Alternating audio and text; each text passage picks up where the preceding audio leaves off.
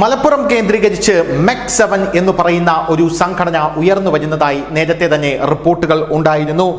MEC7 അഥവാ multi exercise combination എന്നാണ് ഈ സംഘടനയുടെ പേര്. എന്നാൽ ഇതിനു പിറകിൽ പോപ്പുലർ ഫ്രണ്ട് ആണ് എന്ന ആരോപണം ശക്തമായി ഉയർന്നിരുന്നു. പോപ്പുലർ ഫ്രണ്ട് കേന്ദ്രം നിരോധിച്ചതിന് പിന്നാലെ പോപ്പുലർ ഫ്രണ്ട് രൂപം മാറ്റി വരുന്നതാണ് MEC7 സംഘടന എന്ന ആരോപണമാണ് ശക്തമായി ഉയരുന്നത്.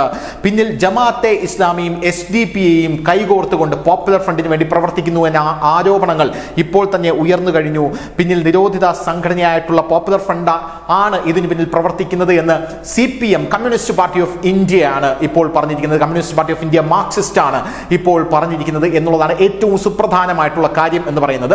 ഇതിൽ എടുത്തു കാണേണ്ട ഒരു വസ്തുത എന്താണെന്ന് പറഞ്ഞാൽ PFI നിരോധിക്കുമ്പോൾ അല്ലെങ്കിൽ പോപ്പുലർ ഫ്രണ്ട് ഓഫ് ഇന്ത്യ എന്ന് പറയുന്ന ഭീകര സംഘടന കേന്ദ്രം നിരോധിക്കുമ്പോൾ ഈ ഭീകര സംഘടനയിൽ സ്ലീപ്പർ സെല്ലുകളായി പോയ ആൾക്കാരെ എല്ലാവരെയും ഓരോ ആൾക്കാരെയും NIA കൃത്യമായി നോട്ടമിട്ടിട്ടുണ്ടായിരുന്നു. അവരെല്ലാം NIAയുടെ നിരീക്ഷണ വലയത്തിൽ തന്നെയാണ്. എന്നെങ്കിലും ഈ സ്ലീപ്പർ സെല്ലുകൾക്ക് ഒരു മെസ്സേജ് കിട്ടുകയാണെങ്കിൽ ഇവർ വീണ്ടും റീആക്ടിവേറ്റ് ആയി വലിയ രീതിയിൽ പ്രവർത്തനം തുടങ്ങും എന്ന് NIAക്ക് കൃത്യമായി അറിയാം. അതുകൊണ്ട് തന്നെ ഈ സ്ലീപ്പർ സെല്ലുകളെല്ലാം NIA കൃത്യമായി നിരീക്ഷിച്ചു കൊണ്ടിരിക്കുകയാണ്. പോപ്പുലർ ഫ്രണ്ടിന്റെ നേതാക്കൾ ഏത് ജയിലിലാണ് കഴിയുന്നത് പോലും എന്നറിയാത്ത സാഹചര്യത്തിൽ സ്ലീപ്പർ സെല്ലുകളെല്ലാം വളരെ വലിയ രീതിയിൽ അവരുടെ പ്രവർത്തനങ്ങൾ അണഞ്ഞുപോയി അല്ലെങ്കിൽ കെട്ടുപോയി എന്ന് തന്നെ നമുക്ക് പറയേണ്ടി വരും. ആ സാഹചര്യത്തിലാണ് ഇപ്പോൾ പുതിയൊരു സംഘടന കേരളത്തിൽ രൂപം കൊള്ളുന്നത്. മലപ്പുറത്ത് MEC7 എന്ന് പറയുന്ന സംഘടന. എന്താണ് ഈ MEC7 എന്ന് നോക്കിക്കഴിഞ്ഞാൽ MEC7 എന്ന് പറഞ്ഞാൽ ഒരു മൾട്ടി എക്സസൈസ് കോമ്പിനേഷൻ, അതായത് ആയോധനകല, അക്യൂപങ്ചർ, യോഗ, അങ്ങനെ ജീവിതശൈലി രോഗങ്ങളിൽ നിന്ന് വ്യത്യാസം വരാനായി മലപ്പുറത്തെ തുറക്കലിലെ ഒരു സൈനിക ഉദ്യോഗസ്ഥനായിട്ടുള്ള ക്യാപ്റ്റൻ സ്വലാഹുദ്ദീൻ ആണ് ഇത് സ്ഥാപിച്ചത് എന്നാണ് പുറത്തു വരുന്ന റിപ്പോർട്ടുകൾ സൂചിപ്പിക്കുന്നത്. 2022 ഇത് തുടങ്ങി 2 വർഷം കൊണ്ട് ഈ സംഘടനയുടെ പ്രവർത്തനങ്ങൾ അത്യധികം വേഗത്തിലായിരുന്നു, സംശയാസ്പദമായിരുന്നു എന്നുള്ളതാണ് പ്രധാനപ്പെട്ട കാര്യം. 1000ഓളം യൂണിറ്റുകളായി ഈ സംഘടന വളർന്നു പന്തലിച്ചു.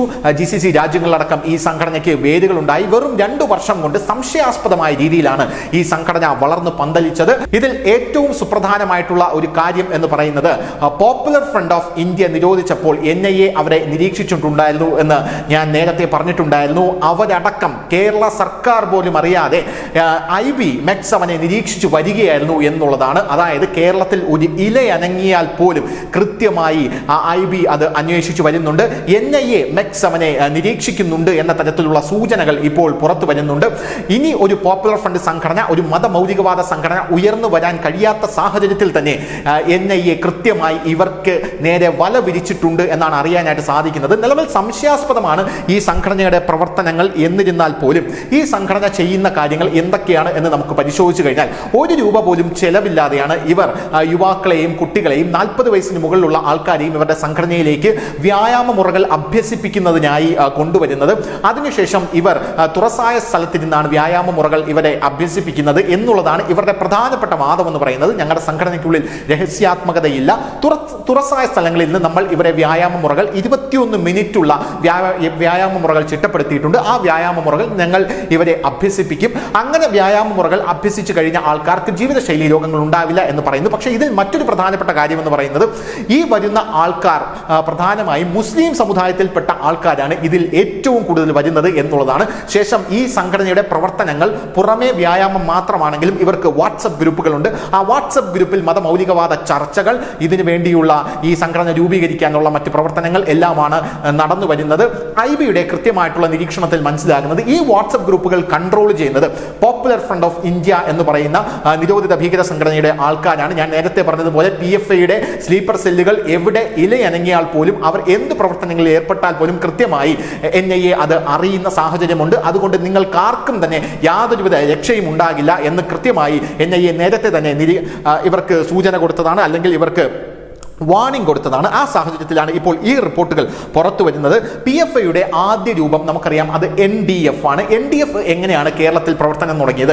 MEC7 എന്ന് പറയുന്ന സംഘടന ഇപ്പോൾ എങ്ങനെയാണോ തുടങ്ങിയിരിക്കുന്നത്, അതായത് 1 രൂപ പോലും ചെലവില്ലാതെ യുവാക്കൾക്കും വയസ്സായവർക്കും കുട്ടികൾക്കും ആയോധന പരിശീലനം, കളരി അടക്കമുള്ള ആയോധന പരിശീലനം നൽകിക്കൊണ്ടാണ് MEC7 തുടങ്ങുന്നത്. സമാനമായ രീതിയിലായിരുന്നു ഇപ്പൊ NDFും തുടങ്ങിയിരുന്നത്. പിന്നീടാണ് അത് പരിണമിച്ച് പോപ്പുലർ ഫ്രണ്ടായി മാറിയത്.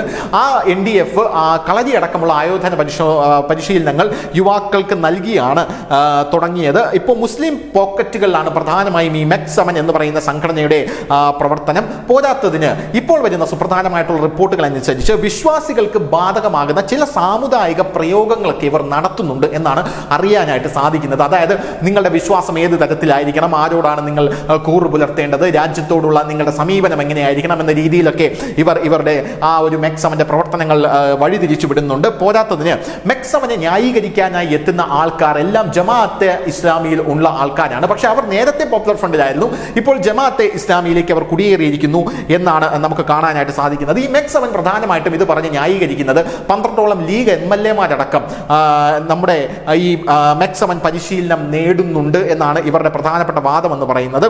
പോരാത്തതിന് ഇവരുടെ വാഹന പ്രചാരണ ജാഥ ഉണ്ടായിരുന്നു. പാട്ടുപാടി കവലകളിൽ ഒത്തുകൂടുന്ന ഒരു സ്വഭാവം MEC7 കാണിച്ചു വരുന്നുണ്ട്. പോരാത്തതിന് വാട്സപ്പ് കൂട്ടായ്മകൾ തുടങ്ങി വളരെ വലിയ രീതിയിൽ പ്ലാനുകൾ ആസൂത്രണം ചെയ്ത ഇപ്പോൾ IB നിരീക്ഷിക്കുന്നുണ്ട് എന്ന് മനസ്സിലാക്കിയ ഉടനെ തന്നെ നമ്മുടെ സ്പെഷ്യൽ ബ്രാഞ്ചും ഇവർക്കെതിരെ അന്വേഷണം തുടങ്ങിയിട്ടുണ്ട് എന്നാണ് അറിയാനായി സാധിക്കുന്നത്. MEC7 സുന്നി സംഘടനകൾ അടക്കം എതിർക്കുന്നുണ്ട്. CPM ഇവരെ ആദ്യമേ എതിർത്തുകൊണ്ടിരുന്നു. കോഴിക്കോട് CPM ജില്ലാ സെക്രട്ടറി KP മോഹനൻ ആദ്യമേ പറഞ്ഞിട്ടുണ്ടായിരുന്നു, കണ്ണൂരാണോ എന്നറിയില്ല, ഒരു സംഘടനയുണ്ട് MEC7 എന്നാണ് അതിന്റെ പേര്, ഇവർ വിദ്യാർത്ഥികളെയും മറ്റാൾക്കാരെയും ആകർഷിക്കുന്നുണ്ട്, 1 രൂപ പോലും ചെലവില്ലാതെ ആയുധ പരിശീലനം കൊടുക്കുന്നുണ്ട് എന്നൊക്കെയാണ് വേറൊരു വാദം. എന്ത് തന്നെയായിരുന്നാലും നിങ്ങൾ മനസ്സിൽ കാണുമ്പോൾ അമിത്ഷാ അത് മാനത്ത് കാണുമെന്നുള്ള കാര്യത്തിൽ യാതൊരുവിധ തർക്കവുമില്ല. അമിത്ഷാ കൃത്യമായി ഇത് അറിഞ്ഞിട്ടുണ്ട്. IBയുടെ നിരീക്ഷണം വന്നിട്ടുണ്ട്, NIAയുടെ നിരീക്ഷണം വന്നിട്ടുണ്ട്, സ്പെഷ്യൽ ബ്രാഞ്ച് അന്വേഷണം ആരംഭിച്ചിട്ടുണ്ട്. വരുന്ന ദിവസങ്ങളിൽ അസാൻമാർഗിക പ്രവർത്തനങ്ങൾ, മതമൗലികവാദ പ്രവർത്തനങ്ങൾ എന്തെങ്കിലും കേരളത്തിന്റെ മണ്ണിൽ മുളയ്ക്കാനുള്ള ഒരു സാഹചര്യം ഉണ്ടാകുന്നുണ്ടെങ്കിൽ അത് മുളയിലെ നുള്ളിക്കളയും കേന്ദ്രം എന്നുള്ള കാര്യത്തിലും തർക്കമില്ല. News desk news India Malayalam.